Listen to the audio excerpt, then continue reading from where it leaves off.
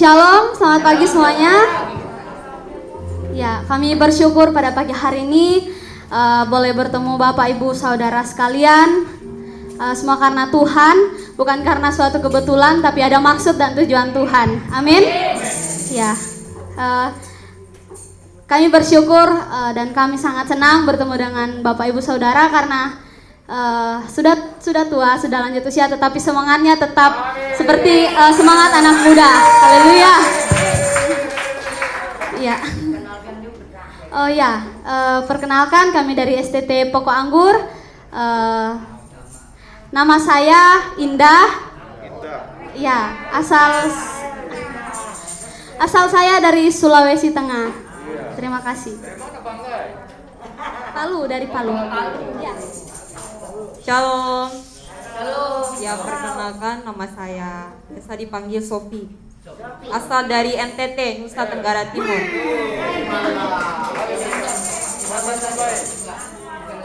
Yesus malole. Amin.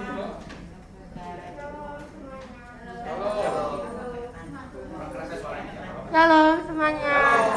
Jangan ini. Kenapa nama saya Grace? Saya dari Sulawesi Selatan. Sulawesi Selatan. Toraja, anak Toraja. Ya, Palopo. Shalom semua. Halo. Perkenalkan, nama saya Desmawati Hombik. Saya berasal dari Bengkulu. Oh, baru mau lihat dari Bengkulu. Salam Nusantara. Ya, kami akan membawakan satu pujian. Pujian ini mengatakan bahwa ketika kita ada di dunia pasti kita pulang dan kita keluar dari rahim ibu kita tidak membawa apa-apa. Begitu juga kita pulang kita tidak membawa apa-apa. Tapi kita harus membawa hati kita terus sampai akhir kepada Tuhan. Amin. Haleluya.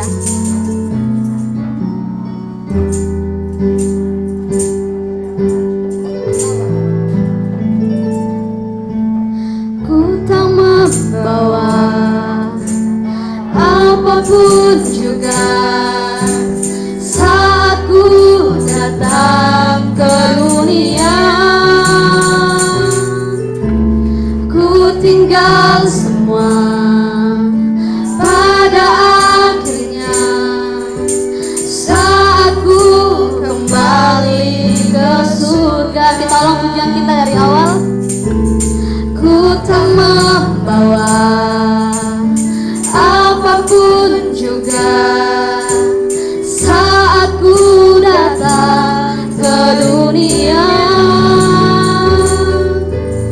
Ku tinggal semua pada akhirnya saat ku kembali ke surga. Inilah yang ku punya, hati sebagai hamba yang mau taat dan setia padamu Bapa. Kemanapun ku bawa, hati yang menyembah dalam roh dan kebenaran sampai selamanya. Inilah yang ku punya, hati sebagai hamba yang mau taat dan setia padamu Bapa. Kemanapun ku bawa, hati yang menyembah dalam roh dan kebenaran sampai selamanya. Dalam roh dan kebenaran sampai selamanya. Dalam roh dan kebenaran sampai selamanya.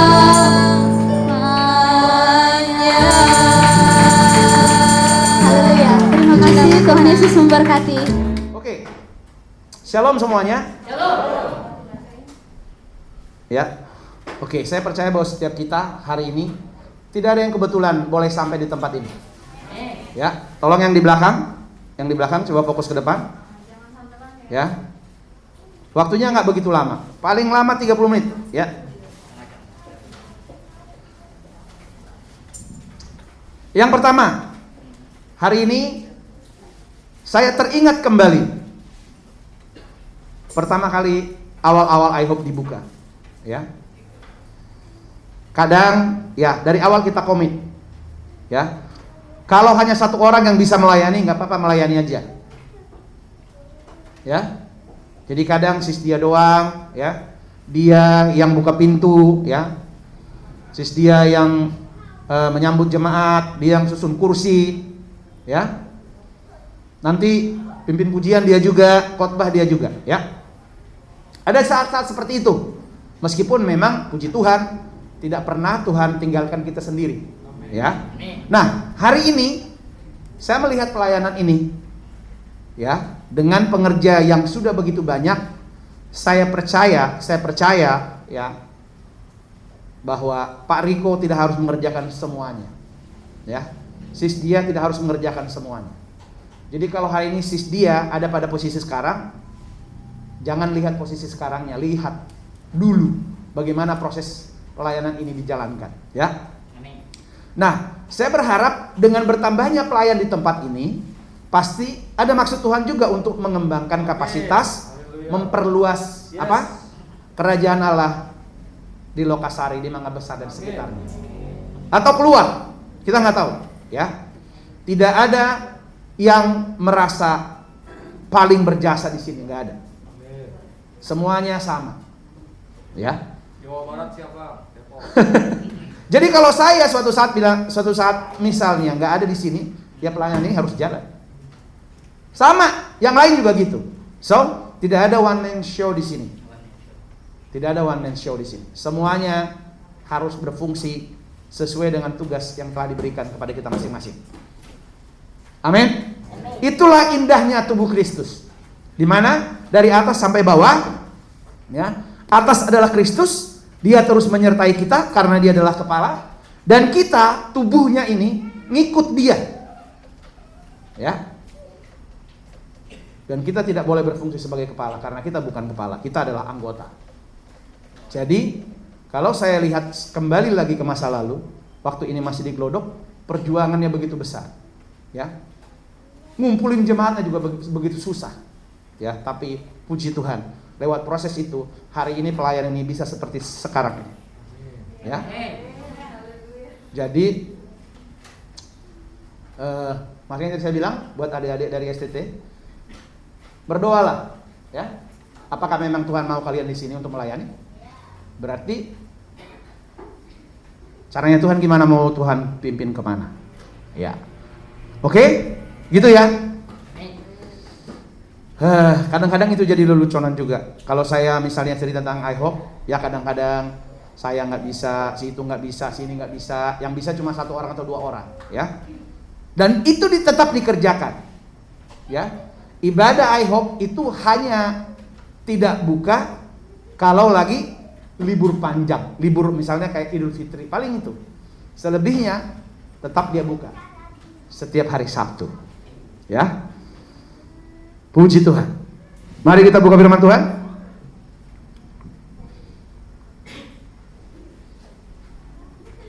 Mari kita buka Mazmur, saudara.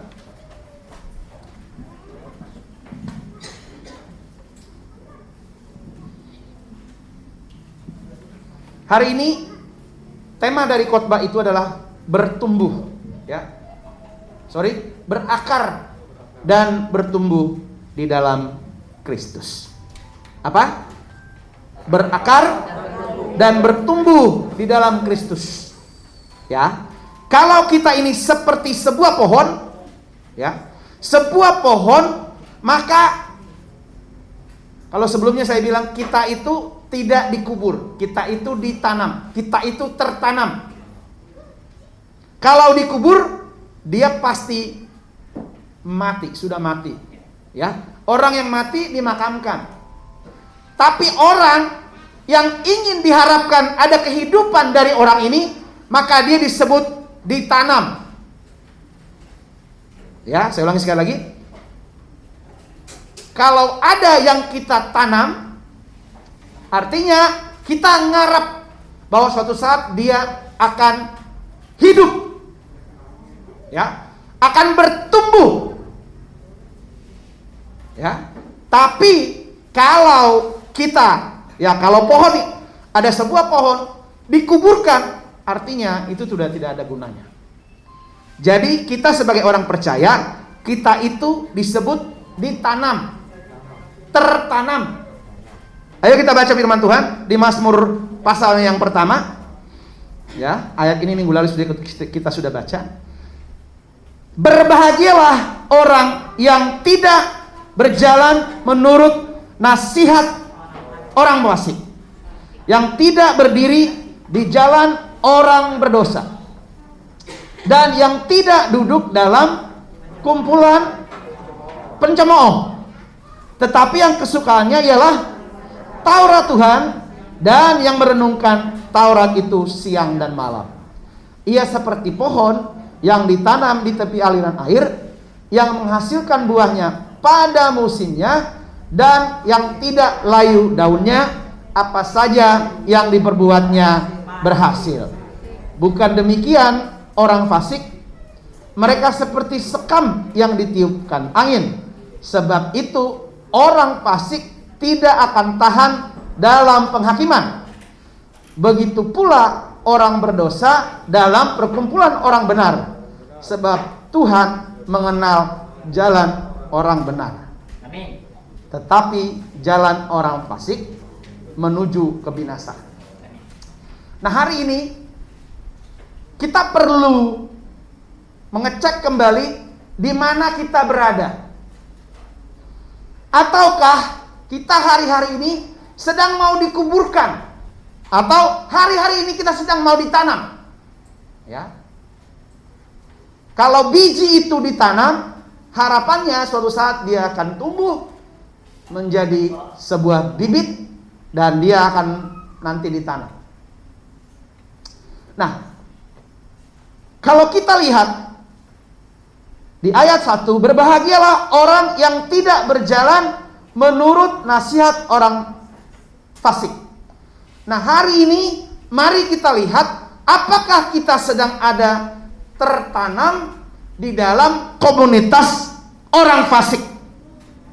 Ya. Lalu yang kedua, mari kita cek apakah kita hari ini sedang ada di dalam komunitas orang-orang berdosa. Atau yang ketiga, apakah hari-hari ini kita sedang ada tertanam di dalam sebuah komunitas yang pencemooh. Ya. Kalau kita ada saat ini ada di dalam komunitas ini, maka saya minta kepada kita dalam nama Tuhan Yesus, tinggalkan komunitas ini. Ya.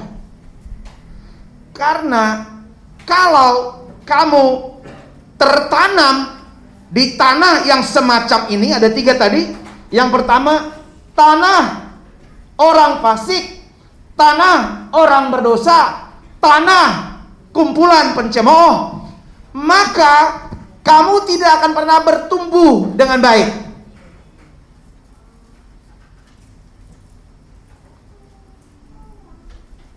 Kita tidak akan pernah bertumbuh dengan baik. Ya. Maka perlu kita punya akar. Kalau akar itu masuk pada sebuah dasar, masuk kepada semua fondasi yang tidak bagus, maka kamu tidak akan pernah bertumbuh dengan baik. Kamu tidak akan pernah bisa maksimal. Kamu tidak akan pernah bisa menghasilkan buah.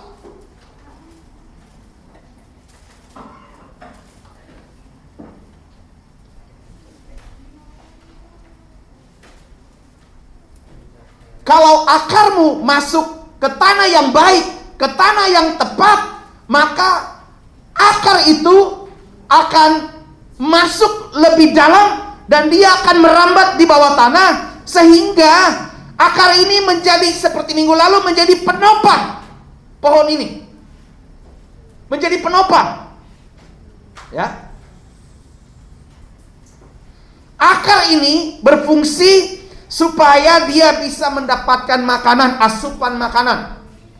Akar ini berfungsi untuk menopang pohon tersebut.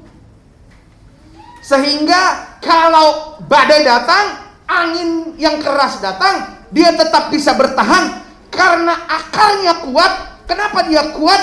Ada pada dasar, ada pada tanah yang tepat, ada pada komunitas yang tepat.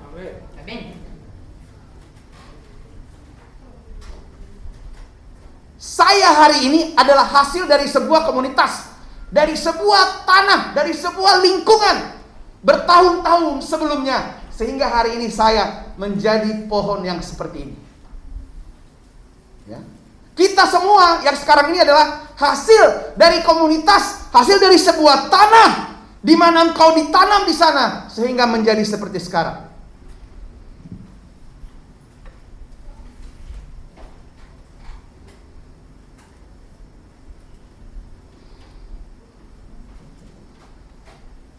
Apa yang terjadi kalau ini pohon sudah berakar, lalu diangkat, dipindahkan ke sebuah tanah, habis itu 3 bulan kemudian dipindahkan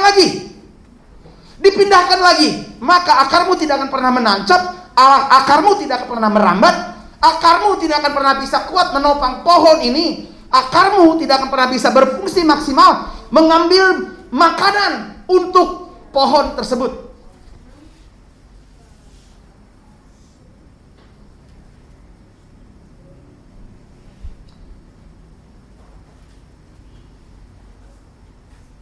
Makanya kalau punya komunitas, ya, jangan pindah-pindah, ya. Sebentar pindah, sebentar pindah. Karena kamu tidak akan pernah bertumbuh. Apalagi bertumbuh dengan baik. Kalau kamu pindah-pindah, kamu tidak akan pernah dapat asupan makanan yang baik. Kalau kamu pindah-pindah, kamu tidak akan pernah benar-benar kuat. Kalau kamu pindah-pindah, kamu tidak akan pernah bisa menghasilkan buah. Atau sebelumnya kalau kamu pindah-pindah, kamu tidak akan pernah bisa bertumbuh maksimal. Karena pindah-pindah. Nah. Jadi saya ulangi sekali lagi, ya. Jangan berpindah-pindah. Tapi yang penting dari awal pilih komunitas yang baik untukmu bertumbuh. Ya. Cari komunitas yang baik di mana engkau bisa tertanam, di mana engkau bisa berakar, di mana engkau bisa bertumbuh, ya. Suara saya udah kencang begini loh, tapi masih banyak yang ngantuk. Suara saya udah kencang begini loh. Jadi buat kita semua hari ini, yang pertama, pastikan tempat di mana kamu berada hari ini adalah tempat yang tepat untukmu, adalah tempat yang baik untukmu. Pastikan hari-hari ini, ya. Berulang-ulang saya bilang, nggak perlu ibadah itu 1 minggu 20 kali, nggak perlu. 10 kali nggak perlu ibadah seminggu, ya. Ya. Ibadah pertama di sini, ibadah kedua di sana, ibadah ketiga. Untuk apa? Untuk apa? Ayo, kalau you benar-benar mau maksimal, ya, dalam hidupmu, nggak usah pindah-pindah. Kita harus tertanam, ya. Hari ini kita ada di IHOP, besok kita di gereja kita, cukup? Hah? Halo?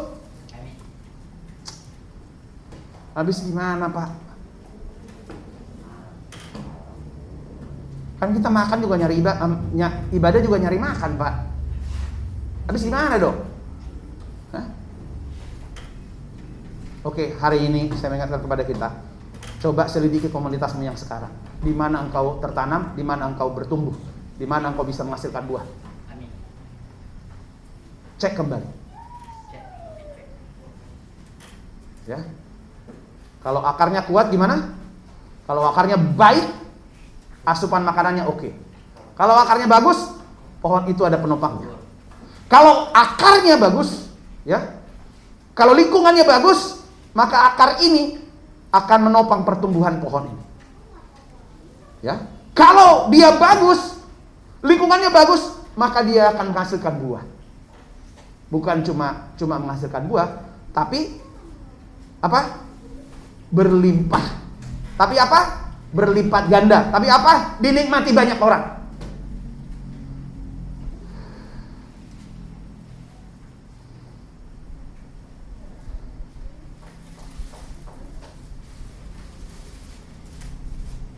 Ayo, cek komunitasmu. Bilang sama kiri kananmu, cek komunitasmu. Cek tanah di mana engkau tertanam. Cek lagi di mana. Ya, kalau itu nggak baik untukmu, tinggalkan tempat itu. Tinggalkan. Cari komunitas yang baik. Cari tanah yang akan mendukungmu untuk bertumbuh. Ya. Oke. Tetapi yang kesukaannya ialah Taurat Tuhan, dan yang merenungkan Taurat itu siang dan malam. Ya.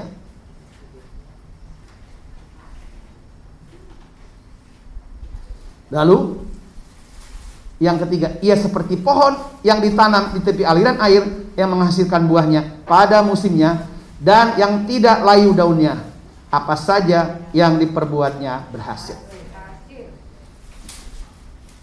Jadi kalau komunitasnya yang baik, komunitasnya adalah komunitas orang-orang baik, komunitasnya adalah komunitas yang merenungkan firman siang dan malam. Apa artinya? Komunitas pelaku firman, bukan komunitas penghafal firman, komunitas pelaku firman.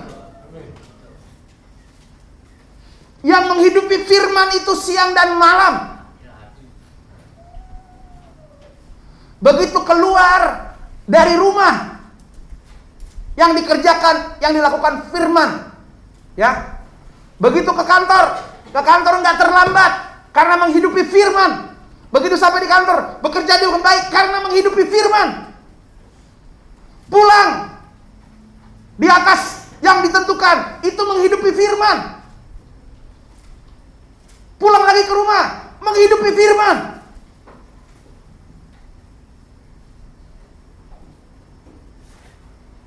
Ada masalah apapun, goyah, orang goyah, tapi orang yang menghidupi firman, dia dikatakan akan seperti pohon yang ditanam di tepi aliran air, yang tidak layu daunnya, yang menghasilkan buahnya pada musimnya. Apa saja yang diperbuatnya berhasil.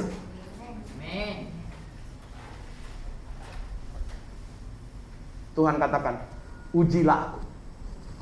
Hah? Kita terlalu sering baca firman ini, tapi kita nggak lakukan. Ya.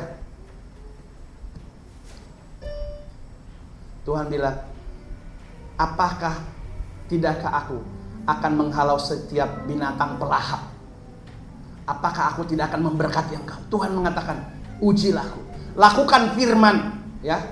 Ketika kita melakukan firman, Tuhan katakan, aku akan melakukan firmanku. Aku akan menggenapi firmanku. Aku akan melakukan apa yang kukatakan. Aku akan menepati apa yang kujanjikan. Ya. Orang yang merenungkan firman dan firman itu siang dan malam, kesitulah kita akan mencari komunitas di mana kita bisa bertumbuh. Ya. Jangan mencari komunitas yang bagi makan tiap ibadah. Jangan mencari gereja yang bagi-bagi sembako. Ya. Tuhan bilang, waktu pertama kali ibadah ini dibuka, waktu itu duit juga nggak ada, ya. Tapi Tuhan bilang, kamu harus kasih makan setelah ibadah. Nggak perlu diminta orang Tuhan yang ngomong. Kasih berkat jasmani, kasih berkat rohani dulu, nanti pulang kasih makan. Ya. Jangan datang ke IHOP karena mau dapat makanan, makan nasi bungkus. Jangan datang ke IHOP karena mau nunggu sembako. Jangan datang ke IHOP karena mau cari-cari berkat. Tuhan bilang, ujilah aku. Apa yang kujanjikan akan kutepati. Apa yang kufirmankan akan kulakukan.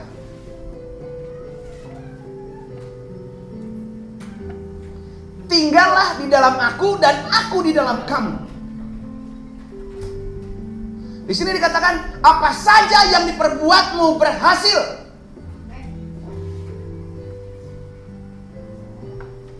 Mari kita buktikan firman Tuhan. Mari kita uji firman-Nya. Mari kita uji perkataannya. Pertanyaannya, kita terlalu sering menuntut Tuhan, sementara bagian kita nggak kita lakukan. Carilah dahulu kerajaan Allah dan makanya saya tiap hari ibadah, Pak. Hah? Apa artinya carilah dahulu kerajaan Allah dan kebenarannya? Apa artinya? Apa? Hidupi firman Tuhan, lakukan firman Tuhan, lakukan kebenaran itu dalam hidup kita hari-hari. Ada orang cuma pas ibadah doang jadi malaikat. Begitu di luar, aduh, malah sebaliknya. Sebagaimana kita ada di dalam ibadah ini, demikianlah kita ada di luar. Kalau kita di sini merenungkan firman Tuhan, di luar juga kita merenungkan firman Tuhan. Kalau di sini orang susah berdosa, paling di sini berdosanya pikirannya sama matanya doang. Karena apa? Karena malu sama kiri kanannya. Tapi kalau udah lepas dari sini,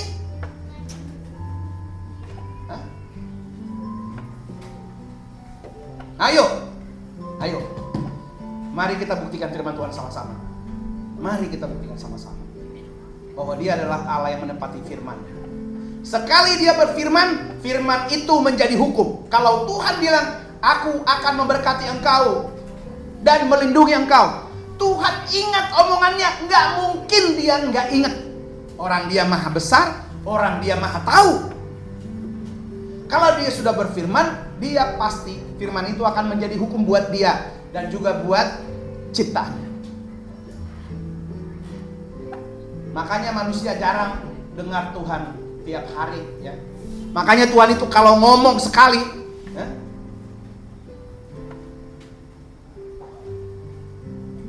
buat tiap hari ngomong Tuhan sama kita. Amos enggak. Tuhan itu berfirman lewat kebenaran. Barang siapa yang menghidupi firman itu, dia hidup bersama dengan Tuhan. Amin. Amin. Ayo, ya. Yang pertama, lihat komunitasmu, cek. Kalau itu yang baik, lanjut. Kalau itu nggak baik, tinggalkan. Cari yang baik buatmu untuk bertumbuh. Karena bukan sekedar bertumbuh, karena kita nanti ke depan akan menghadapi banyak tantangan, pergumulan, masalah. Kalau kita nggak berakar dalam Kristus, maka kita tidak akan kuat menghadapi itu. Bukan cuma sekedar tumbuh, tapi kita harus berbuah. Bukan cuma sekedar berbuah, tapi dinikmati oleh banyak orang. Buahnya harus lebat.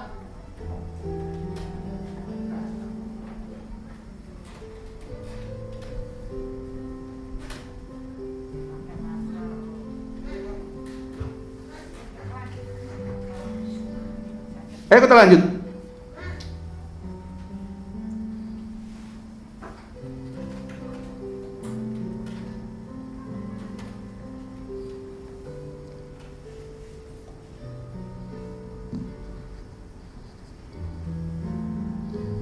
Kenapa kita harus berakar dan tertanam di dalam Kristus, bertumbuh di dalam Kristus? Kenapa? Ya. Kenapa saudara? Sebab lewat Kristus lah, lewat Tuhan lah, lewat dasar yang kuat inilah kita bisa menemukan tujuan hidup kita. Kalau pohon tujuannya apa?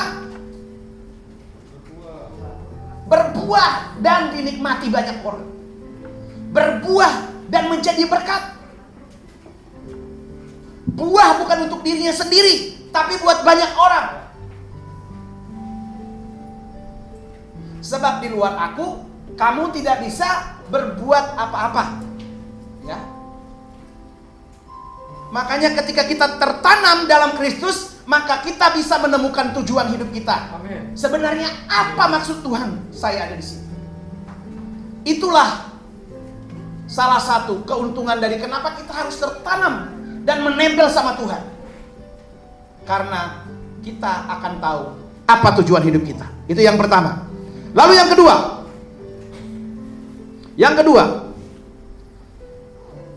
Kenapa kita harus tertanam di dalam Kristus? Yang kedua. Ayat yang tadi, coba kita dulu buka ayat yang tadi.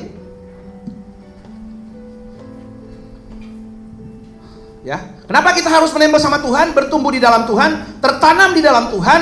Yang pertama adalah kita akan bisa menemukan tujuan hidup kita. Ya.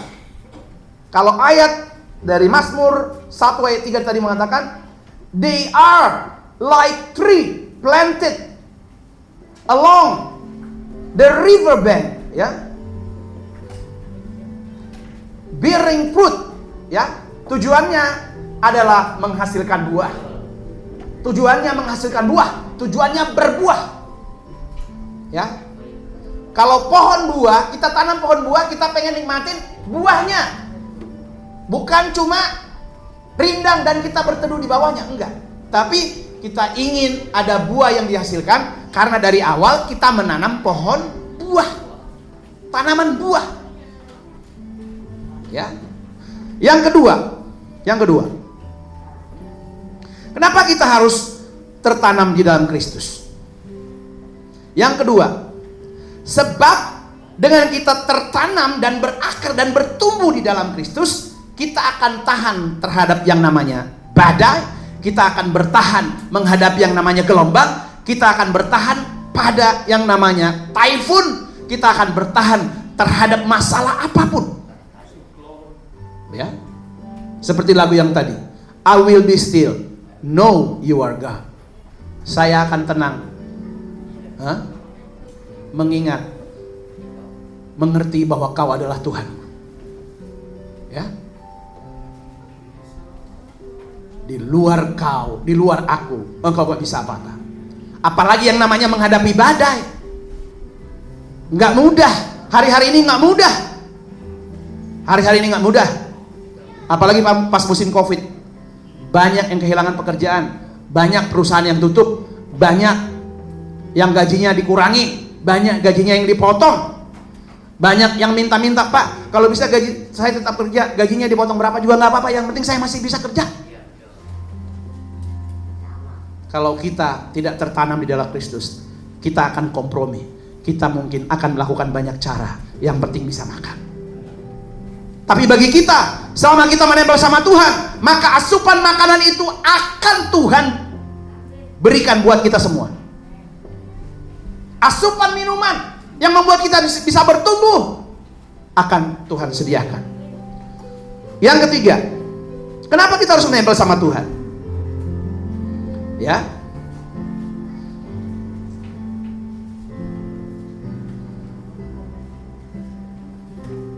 Kenapa kita harus menempel sama Tuhan? Yang ketiga, mari kita buka masih ayat yang tadi, supaya kita, ya,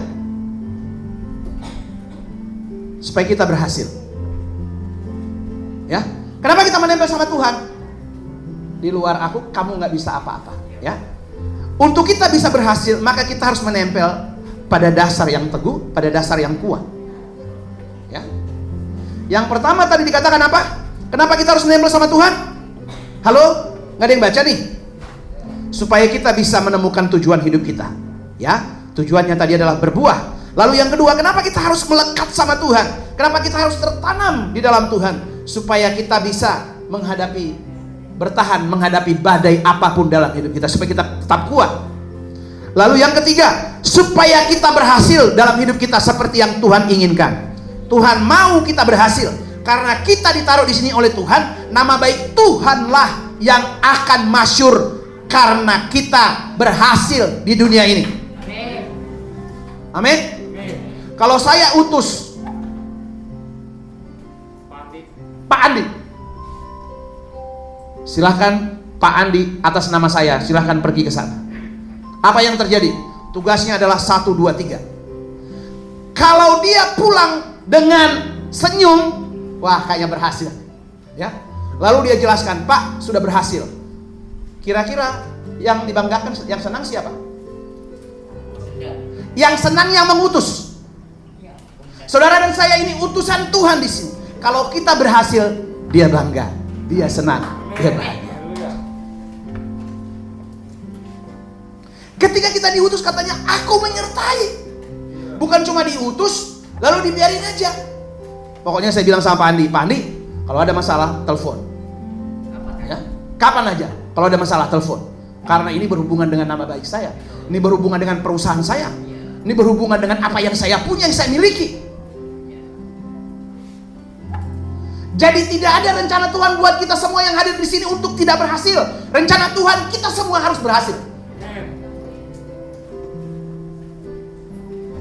Supaya berhasil bagaimana? Menempel sama Tuhan, tertanam di dalam Tuhan, berakar di dalam Tuhan, bertumbuh di dalam Tuhan. Yang pertama tadi apa? Kenapa kita harus tertanam? Yang pertama, sebab lewat bersama dengan Tuhan kita tahu tujuan hidup kita. Yang kedua, apa yang kedua? Halo? Kita akan tahan, kita akan tetap berdiri ketika badai datang. Iya. Yang ketiga, supaya kita bisa berhasil. Ingat, di luar Tuhan, you are nothing. Di luar Tuhan, you cannot do anything. Ya. Yang keberapa? Yang keempat. Mari kita lihat lagi.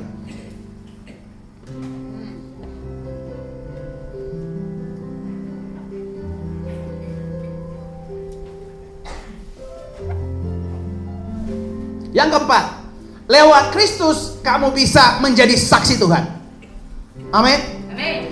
Dengan menempel sama Tuhan, dengan tertanam di dalam Tuhan, kamu akan menjadi saksi Tuhan yang maksimal. Amin.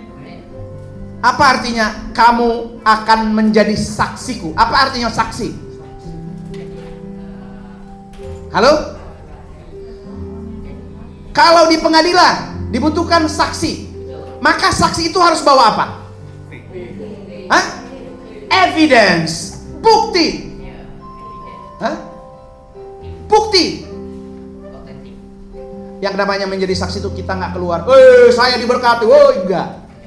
Orang akan melihat hidupmu. Hah? Nggak usah diomongin, orang akan melihat hidupmu. Bener nggak? Itu. Buktinya apa? Buktinya apa kita di dalam Tuhan kira-kira? Hah? Halo? Saya jadi saksi Tuhan nih, ya. Lalu yang saya bawa bukti. Apa buktinya saya anak Tuhan? Hah?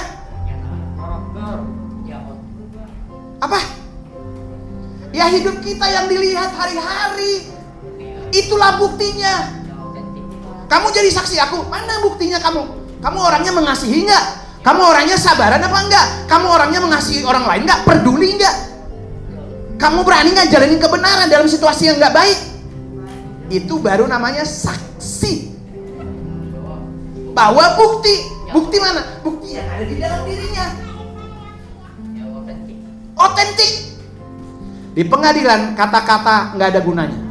Kalau kamu bawa kata-kata kamu bisa bohong. Tapi bukti nggak bisa. Buktinya apa? Buktinya Amos subur. Hah?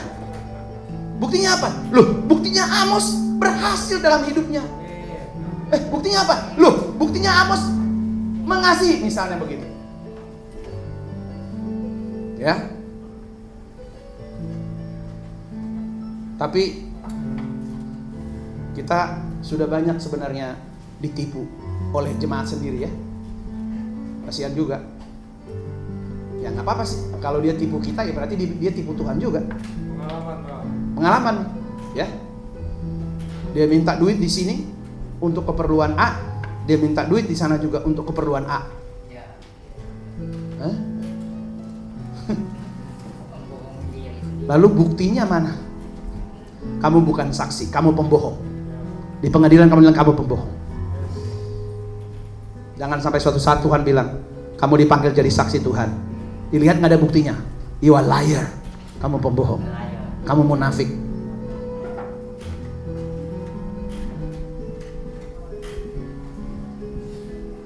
Oke? Hari ini Temanya adalah bertumbuh, berakar, bertumbuh, tertanam di dalam Tuhan. Ya, pertama, cari lingkunganmu yang benar, cari komunitasmu yang benar. Kalau yang tidak benar, tinggalkan komunitasmu. Cari komunitas yang baik, yang bisa di mana kamu berakar, bertumbuh, berbuah, dan menghasilkan buah, dan akan menjadi berkat buat banyak orang. Amin. Lalu yang kedua, kenapa kita harus tertanam dalam Kristus? Yang pertama tadi dikatakan apa? Supaya kita bisa tahu tujuan hidup kita. Yang kedua, kenapa kita harus tertanam di dalam Kristus? Karena kita harus kuat menghadapi tantangan, badai, pergumulan hidup. Yang ketiga, karena kita apa? Harus berhasil. Karena tanpa Tuhan kita nggak bisa berhasil. Yang keempat, karena kita harus menjadi saksi Tuhan. Someday you are called. Suatu saat kamu dipanggil. Kamu menjadi saksiku. Siap? Siap. Kamu tahu risiko jadi saksi? Tahu. Jadi apa yang harus kamu bawa? Bukti. Otentik. Nah, bukti itu apa? Yang dilihat rekaman. Apa rekaman? Hah? Kalau kita sebagai orang percaya, rekaman hidup kita apa? Apa yang kamu perbuat di dunia ini, itulah rekamannya. Benar nggak kamu itu saksi Kristus?